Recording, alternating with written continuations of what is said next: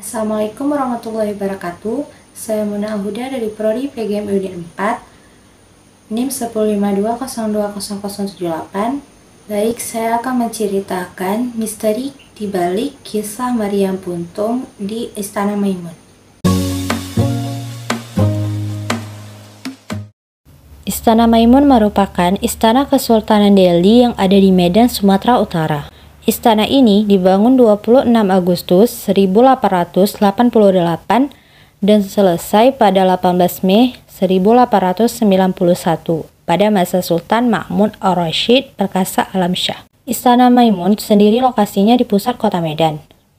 Bangunannya masih berdiri kokoh, lengkap dengan desain interior unik di dalamnya yang masih lestari. Istana Maimun saat ini telah menjadi destinasi wisata, baik para wisatawan lokal maupun luar negeri. Di samping istana, terdapat pecahan Maryam yang konon katanya memiliki kisah yang erat dengan saudara dari Putri Hijau. Kisah Maryam Puntung cukup melegenda bagi masyarakat kota Medan.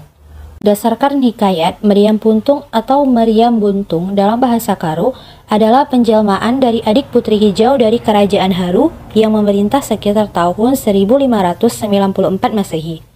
Saat itu, Putri Hijau yang cantik jelita tersebut masih menganut agama dan kepercayaan nenek moyang.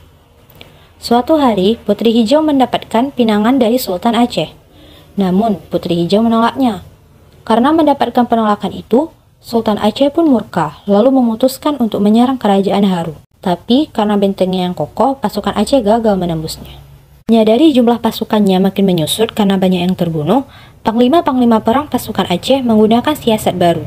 Mereka menyuruh prajuritnya untuk menembak ribuan uang emas ke arah prajurit benteng yang bertahan di balik pintu gerbang. Suasana menjadi tak terkendali karena para penjaga benteng itu berebutan uang emas dan meninggalkan posnya. Ketika mereka sedang sibuk memunguti uang emas, tentara Aceh menerobos masuk lalu dengan mudahnya menguasai benteng. Pertahanan terakhir yang dimiliki orang dalam istana adalah salah seorang saudara Putri Hijau, yaitu Mambang Khayali, yang dapat berubah menjadi Maryam yang kemudian dikenal dengan Maryam Puntung. Tapi karena ditembakkan terus-menerus, Maryam ini menjadi panas, meledak, terlontar, dan terputus dua. Pecahannya terpental ke dua tempat yang berbeda. Salah satu ujungnya terpental ke Kampung Sukanalu, Kecamatan Barus Jahe, Kabupaten Tanah Karo. Sementara itu, ujung yang lainnya kini berada di bangunan yang berada di halaman Istana Maimun. Keduanya hingga kini masih dapat ditemui di kedua tempat itu dan menjadi benda yang dikeramatkan oleh penduduk setempat. Karena banyak yang berkembang cerita mistis mengenai keberadaan Maryam tersebut, hingga kini di atas Maryam tersebut seringkali diberikan bunga, sementara di dekat ujung Maryam yang terpecah ditaruh satu baskom air. Sang Putri Hijau dibawa oleh kakaknya yang bernama Mambang Yazid. Mambang Yazid dapat menjelma menjadi seekor naga yang disebut ular Siman Gombus. Lalu Putri Hijau dibawa ke atas punggungnya dan menyelamatkan diri melalui sebuah terusan memasuki Sungai Delhi dan langsung ke Selat Malaka. Hingga sekarang, kedua kakak beradik ini dipercaya menghuni sebuah negeri dasar laut di sekitar Pulau Berhala.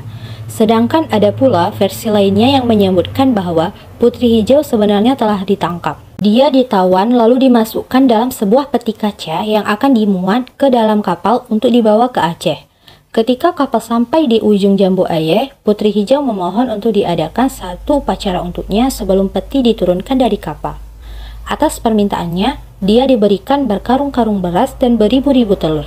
Tetapi, ketika baru saja upacara dimulai, tiba-tiba berhembuslah angin ribut yang maha dahsyat, disusul dengan gelombang tinggi dan ganas.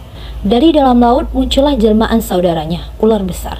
Lalu Putri Hijau dilarikan ke dalam laut dan mereka bersemayam di perairan Pulau Berhala.